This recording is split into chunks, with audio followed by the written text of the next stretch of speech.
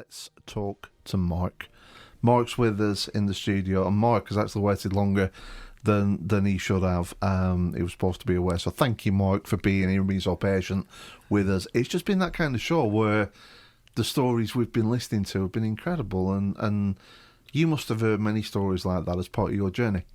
Yeah, definitely. Yeah, it's one of the interesting things about going to an Alcoholics Anonymous meeting. You know, you just don't know what you're going to get. You just don't know what you're going to get when you walk through the door. You can go in with some preconceptions and be, you know, oh, do I have to go to this meeting? And, you know, you're going to get a little bit bored, and then you get there and you just hear a story and you think, you know why you come. Yeah. You'll hear someone different. You'll hear someone that you know, maybe speak in a different way. They could be having ups or downs, sad times or glad times. It's all out there at an AA meeting, so it is an interesting place. I didn't think that at first when I first went, you know, but that's how it's developed. Well, you've obviously put down roots in the organisation because you're a young person's liaison officer. We'll talk about how you got to that in a minute. But first, let's talk about Mark before AA. Yeah. Let's talk about your, I keep using the journey word, but, you know, what was life like for you, and what was your relationship with alcohol like? Yeah, well, I probably started drinking around 15, 16. Now, I was an half decent sportsman, so I was a footballer.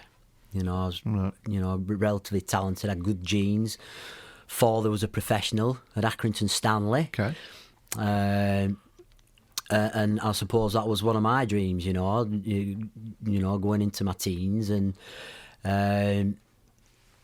I just didn't get there. You know, I didn't get there in the end. Mentally, wasn't strong enough, and sticking the alcohol on top of that brought an unpredictability and indiscipline where, you know, when I was at Blackburn Rovers, you know, where I was in I'm the youth team, it just didn't last long. Okay. So was there a drinking culture around football?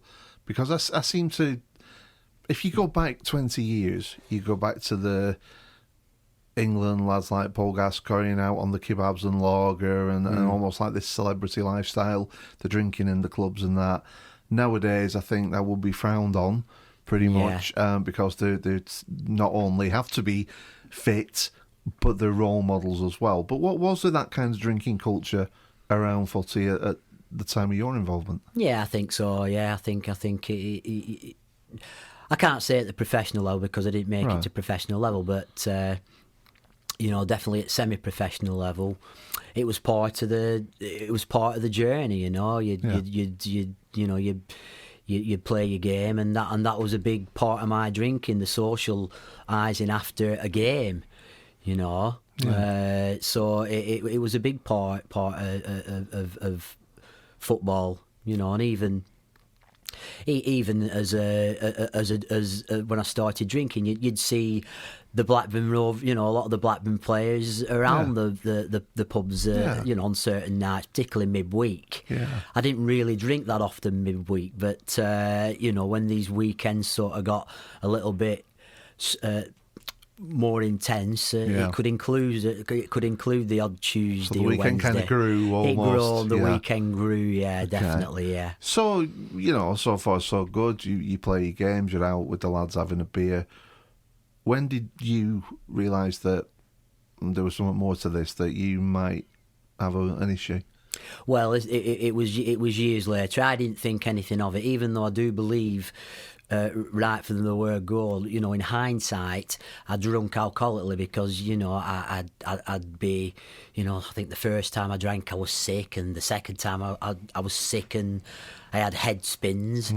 And the third time I had head spins and I blacked out, you know, and this is where I couldn't remember too much about what went on. And I just used to think that I looked around, I looked at my football teammates, and I used to sort of see the same sort of thing. The only thing I didn't realise is that, you know, I always used to be the last person home. I'd be scraping around in the early hours, you know, all my mates had probably gone home by that time, you know, so there were slight differences, but I didn't know until I'd when I was 23, everybody was sick of me here, really.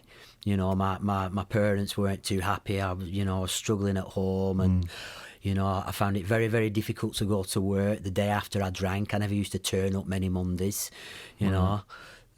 So you're not going to have the greatest work history with that sort of life, that sort of a pattern. Yeah. So I took off to Australia. I had the opportunity at 23 to go and play some semi-professional football over in Australia, and it was like a bit of both, really. It got me out of people's hair or people who were on my case.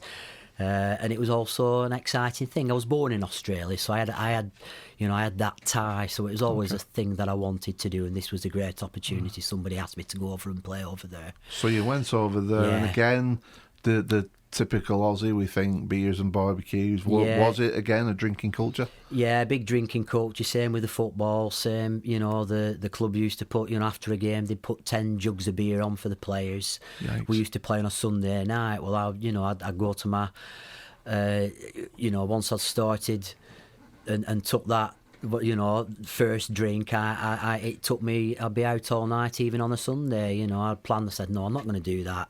I'd not get to work the next day. So it was back into the same sort of routine, just probably exacerbated, because at that time, the hours over in Australia where you could drink around the clock. Nothing really shut. So we jump forward. When was the crunch time? When did you think, right?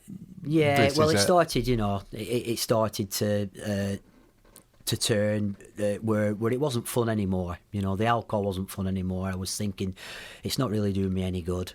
My last drink, I collapsed in the street. A bouncer come to resuscitate me. I didn't know about this because I was in this blackout state where you can't remember things. The next thing, I'm getting wheelchaired out of the hospital.